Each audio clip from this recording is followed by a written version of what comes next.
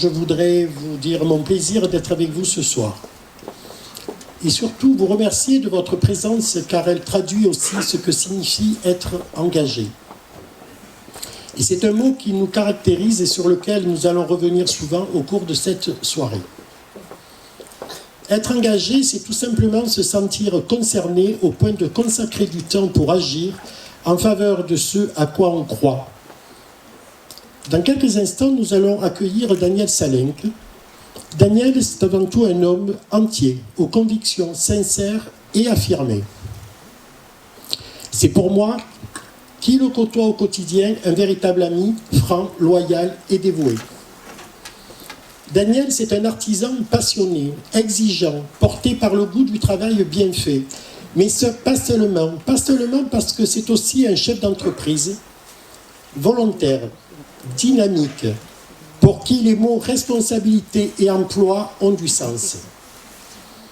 Enfin, c'est le président de la Chambre des métiers et de l'artisanat des Bouches-du-Rhône, un ensemble travailleur au service et à l'écoute des 70 000 artisans du département. Oui, vous pouvez applaudir.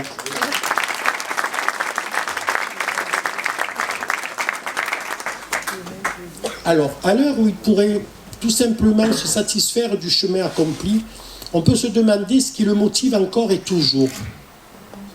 La réponse se résume peut-être en un mot, l'engagement. Cet engagement dont je vous parlais il y a quelques instants, le même que celui qui vous anime ce soir, le vôtre. Alors, puisqu'il est question d'engagement, mesdames, messieurs, chers amis, je vais vous demander d'accueillir chaleureusement un engagé parmi les engagés, président de notre belle et dynamique association Les Ciotadens Engagés, monsieur Daniel Salenk.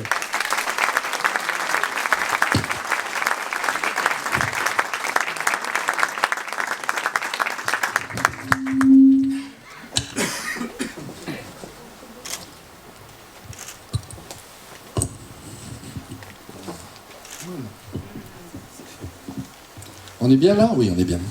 Écoutez, bonsoir à tous et à toutes. Je vous remercie. Merci Tony. Quand ça fait 25 ans qu'on se connaît, 25 ans qu'on est amis, obligatoirement, on est presque un frère. Alors surtout que depuis quelques années maintenant, tu passes plus de temps avec moi qu'avec ta femme et moi avec la mienne.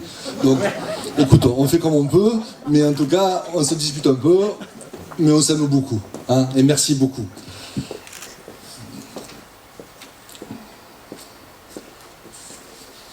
Chers ciotadens, chers amis, je suis très heureux de vous accueillir ce soir pour ce premier rendez-vous des vœux des ciotadens engagés. C'est un rendez-vous traditionnel de présenter ses vœux en début d'année. Aussi, c'est un moment de collectif de partage. Comme je n'ai pas le plaisir d'être connu par tous, je vais un petit peu me présenter. Alors, je m'appelle Daniel Salenk. Je suis né à Nîmes, un 16 avril 1970, d'un papa ouvrier maçon, d'une maman cuisinière aux pompiers à Nîmes. J'ai fait mes études normalement jusqu'à la 3e, et puis je suis rentré en seconde sport-études, handball, où j'ai eu la chance de faire des présélections nationales et de jouer un petit peu avec le drapeau bleu-blanc-rouge. Sauf que je voulais être pâtissier. Et qu'à l'époque, le handball, ça pouvait vous réserver au pire, ou au mieux. On verra gardien de gymnase, mais pas une carrière. Donc je voulais être pâtissier, donc j'ai arrêté la sport-études handball et j'ai fait pâtissier. J'ai fait mon apprentissage avec des pointures, avec des maires ouvriers de France. Et puis la grande distribution à cette époque-là, dans les années 86, appelait largement les chefs pâtissiers, 87, 88. Les meilleurs ouvriers de France sont partis chez Euromarché à l'époque. Et bien moi, après être chef pâtissier dans l'artisanat, je suis parti. Et je suis arrivé à la Ciotat. Là, c'était racheté le Leclerc de monsieur et madame Panatoni. Et donc je suis rentré chez Mammouth. Donc Alain Bourron pourrait en parler largement. Et j'ai fait mes classes comme chef boulanger pâtissier. Et puis chef de rayon charcuterie coupe, fromage coupe. Et puis chef de rayon fruits et légumes. Et puis acheteur fruits et légumes national. Et puis chef de rayon produits chef de département produits frais. Et puis directeur de magasin. Et puis je voulais être artisan pâtissier. Donc j'ai démissionné. Et je me suis acheté ma première boulangerie-pâtisserie à la Valette du Var. Petite affaire de rien du tout. Où j'ai amené mon fils Anthony, qui est là-bas au fond, faire des heures et des heures de vaisselle et me donner un coup de main parce qu'on n'était que tous les deux et qu'il y avait beaucoup de travail. Et puis quelques années après, j'ai acheté le fournil Lumière à la Ciotat. Et je suis resté sur le Fournil pendant près de 6 ans, où j'ai vécu de belles expériences, où j'ai été vice-président de l'association des commerçants, président de l'association, la Ciotat passionnément, où on organisait à l'époque les salons du mariage, au Pénitent Bleu, sur la plage, et j'en passe. Et puis la carrière a fait, j'ai travaillé, j'ai eu une boulangerie, 2 boulangeries, 3 boulangeries, 4 boulangeries. Je suis arrivé à 7, un laboratoire de production, quelques salariés. Et puis on arrive à un dénouement d'il y a 3 ans, où avec Tony, on mange une pizza tous les deux dans des situations de vie un peu compliquées, avec une bonne bouteille de vin, comme on fait souvent. Et je dis, tu sais quoi, on va prendre la chambre des métiers. Cette belle institution que personne ne parle, de ces artisans que personne ne parle, de ce métier des mains, de cette richesse qui fait que on est des gens, des travailleurs, mais on ne parle jamais de nous. Et donc, il me dit, ben allez, on y va. Et donc, on est parti avec 35 illustres inconnus dans cette campagne mémorable pendant plus d'1 an, de Tarascon jusqu'à La Ciotat, tout un département, plus de 98 réunions publiques, des réunions où on était 4, des fois des réunions où on était 6. Bon, jusqu'au final, on a réussi à atteindre les 300 artisans qui se sont déplacés. On était 99% de chances de perdre. Et bien les 1% nous ont suffi, on a gagné. Et après 40 ans de tenue de cette chambre des métiers par les mêmes personnes, nous l'avons prise et nous sommes en train de la remodeler. Alors si je parle un petit peu de la chambre des métiers, de ces 70 000 artisans dans le département, mais 1000 collaborateurs, 100 millions d'euros de budget. Si on parle un petit peu de ça, en 2 ans et demi, on a réussi à faire 2 CFA. Il y en avait eu 0 en 60 ans. Un à Auriol qui a démarré en septembre, un à la Fourcade à Aix qui démarre en février de l'année prochaine. Et le plus gros projet de tous de ma mandature, ça sera 5 hectares à Gardanne, où on aura un CFA de 1500 apprenants et l'étude de faisabilité est lancée de ce mois-ci. Alors ça, j'appelle du travail accompli, mais surtout du travail d'équipe. Parce que des collaborateurs compétents, des élus qui sont à mes côtés et qui travaillent beaucoup, et souvent me haïssent parce que je les fais travailler beaucoup, mais en attendant, on est là, on est dans l'institution. C'est une belle institution, la Chambre des métiers. C'est une belle école aussi, c'est une école de la vie. Mais on en reparlera avec les jeunes, parce que les jeunes sont au cœur de nos soucis, de nos préoccupations, je vais y arriver. Alors, pour autant, je ne suis pas un homme politique. Je ne suis pas un grand conférencier, mais je ne suis pas un homme politique dans le sens gamelle du terme.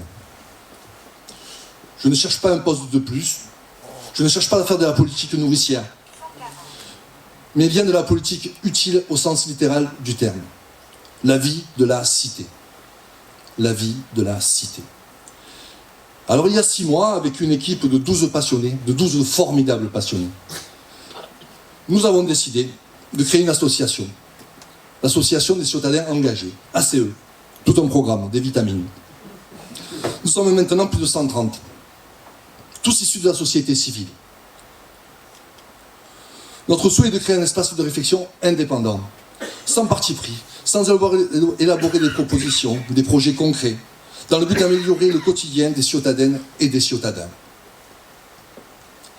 Cet espace de réflexion collectif et d'engagement pour les habitants de la Ciotat. Comme vous, comme nous constatons au quotidien que notre ville n'est plus au rendez-vous. En tout cas, pas à tous les rendez-vous.